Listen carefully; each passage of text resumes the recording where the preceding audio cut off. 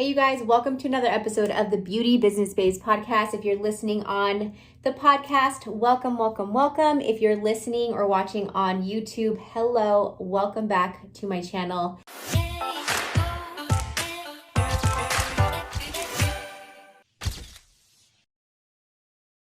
Make sure that you subscribe and hit that little notification bell button so that way you can get notified of all of the juicy goodness that is to come on this channel.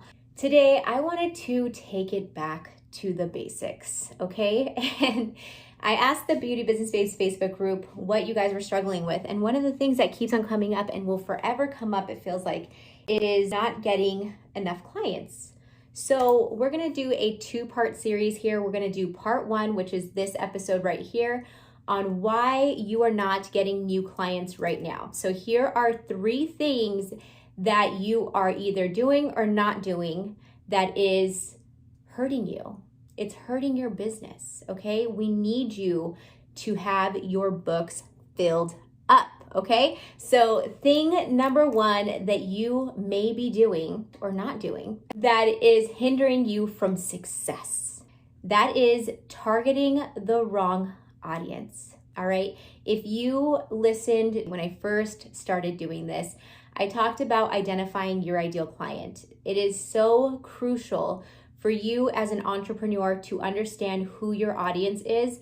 And there's so many ways to do this, and people talk about it in a very surface level way. But the main things that you need to know is who you are targeting in terms of financial wealth. Where is this person at income-wise? Okay, that would be the first thing that I personally think of. Where are they at in their journey right now? So as a salon owner, we target a lot of brides. So they are willing and ready to spend the cash dough. Now we also target professionals, real estate agents, business owners, people who have extra funds to be able to take care of themselves, people who are in the spotlight, people who work with people in person. It's so important for these people to look good so they can feel good, right? So my target audience for the Xtan salon is going to look much different than our audience for Xtan Sunless as a company when we're selling to Sunless artists, right? So let's dive into the salon just a little bit so you guys can get an idea of how we identify who this ideal client is. It's going to be somebody who is between the ages of about 25 to 35. This person is going to be a professional, someone who is either on the camera a lot or somebody who is working with people one-on-one, somebody who wants to look good, feel good, somebody who has a certain income level to match our prices. That's a huge one. You don't want to charge too much for your spray tan when you're in a place where the median income is much lower than it is in Los Angeles, right? This is why Jimmy Coco can get away with charging, I think it's $300 now for one mobile spray tan. His target audience, he knows very, very clearly that these people are successful celebrities, influencers, they are rich AF, and they have the funds to match that $300 mark that he is promoting. And he's successful. That's like the main thing that I want you guys to take away from this. You have to look at your geographic location, think about the person that you want to serve. Are those people here in this geographic location? Because over here in Temecula, there are hardly any celebrities. There are a few here and there. There aren't that many. So that's not our target audience because we would go broke very quickly. Our target audience, again, they are brides because we live in wine country. A lot of people come in here and come visit because they're getting married. And guess what they need when they're here? They need our services. So we target brides. We target a lot of real estate agents. Temecula is one of the fastest growing cities in the United States. So we really find these people that make sense for us where we are at geographically speaking. So I really hope that helps. A lot of what I've heard in the past is like, come up with a name, and that's all fine and everything. What hair color does she have? I mean, her weight could actually be a really good one if you're thinking about it. If you're targeting a plus size community and you are advertising that you are going to make them feel so comfortable and that they are welcomed in your home, aka salon, then you want to talk about that, right? It's all about really understanding checking who you're targeting. Is that person attainable where you're at geographically speaking? And does this make sense for your business? Because if you're targeting the wrong type of person, aka celebrities, when you're not in a celebrity place, it's just not going to make sense. So find out who is around you, what they're doing, and maybe look up some statistics if you're still unsure. Look up what is the busiest occupation or the most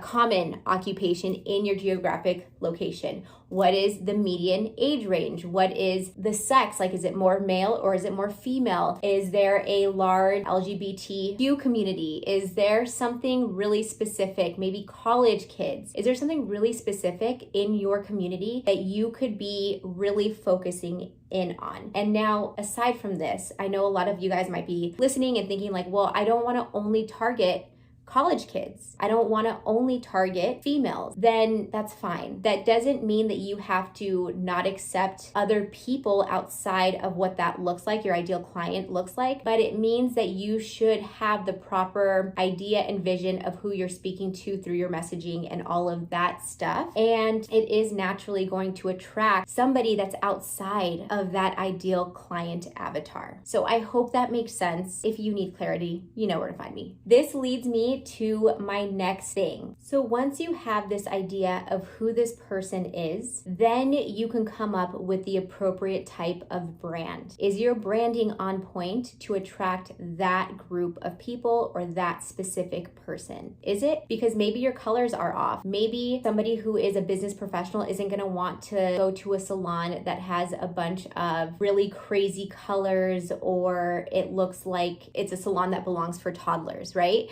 So make sure that your branding is on point, matching who that ideal person is or that ideal group of people. The next thing here is your messaging. Your messaging might be wrong if you're not focused on targeting the right client. So if your messaging isn't right, if the words that you're using through your marketing, whether it's on Instagram, your website, any flyers that you have, if it's not appropriate for that specific person that you want to target, you need to change it up. And lastly, when it comes to figuring out who you're targeting and what can go wrong, is that your offerings can be completely not right for this particular type of person. So for me personally, at the salon, we have a ton of people who come in as brides. These people are one-off clients. They are not going to come back if they don't live in our geographic location, which is actually most of the people that we deal with. It's a much different audience than when I used to live in San Diego. Okay, we had a lot of locals and a lot of people traveling through San Diego, so it was a nice mesh. But over here, we have a ton of people who are just visiting for that one spray tan. So because of that, our offerings have to be different than they were in San Diego. So now that we got that down, looking and seeing where you're at on Google is really important because we want you to be on the first page at the very, very top. If you are not, that means that you have to work on your search engine optimization. This is something that can be very tedious, and it's something that I researched when I first started my business. I looked at everything on YouTube that I could possibly find, and I started doing my own SEO on my website. Let me tell you that if I could go back in time, I would not have done this. It took way too much time, too much energy, and I was not the expert at this, but I did have an idea and I did learn a lot, which was great. So if you have the time and energy to do this on your own, that's great. If not, then you might want to hire out somebody to be able to do this for you. Another place that I would make sure I'm at is Yelp. I know some people have a love-hate relationship with Yelp, but I freaking love Yelp, you guys. Even though they hid like 100-something reviews that were positive, that's okay because I still have a ton of them that are visible on Yelp. Get on Yelp. If you are a good spray tanning artist, if you give great spray tans and give a great experience, I really wouldn't worry too much about Yelp. It's actually really going to help your business even now in the current day. Number 3 thing that you may or may not be doing that is hindering you from getting clients. You are not making it convenient. I'm all about convenience. I have ADD. If something is not convenient for me, in about 2 seconds, I give up and I go to the next person. Convenience can look different to everybody, but I think the main thing for me is understanding where I can book with you, right? So if I'm on Instagram and your website is not in your bio and I can't easily click on there, it's very unlikely that I'm going to pull up a browser and actually type in your website. It's very unlikely. So it's important on Instagram and other platforms that you're on for online marketing that your website is easily accessible. People can just click on it and they can know exactly what to do to book with you. Now, on your website itself, I've noticed, because I do a little bit of stalking, some of you guys don't have online booking, or if you do, I can't find it. So it's important for you as a business owner to have online booking, 100%. Like, I don't think that now in this time and day, you should have any reason not to have an online booking system, because it's going to make it super easy for your clients to book with you. And not only that, that saves you so much time, so much back and forth, so much energy, right? So get a booking system, go to squareup.com, go to booker.com, go to Vogaro, Gloss Genius. There's 1,000 million booking systems that you can use for your business that are very inexpensive and sometimes even free. Get this on there. And what I would do on your website is make it very clear that this is where you book. So it should be on your header, your menu. It should say booking, book now, book me, buy my stuff right over here. And a step up from that is don't have so much clutter. Don't have so much clutter and don't have so many distractions on your website either. This can be hard, especially for people who want to just give out all the information. I would suggest making it simple. Simplicity sells, okay? You're selling a service that is a spray tanning service. You want to show them why you're the best option, what your prices are, how to prep for the spray tan, what they can expect, and really how to book, and maybe some before and afters I think are very powerful as well too. So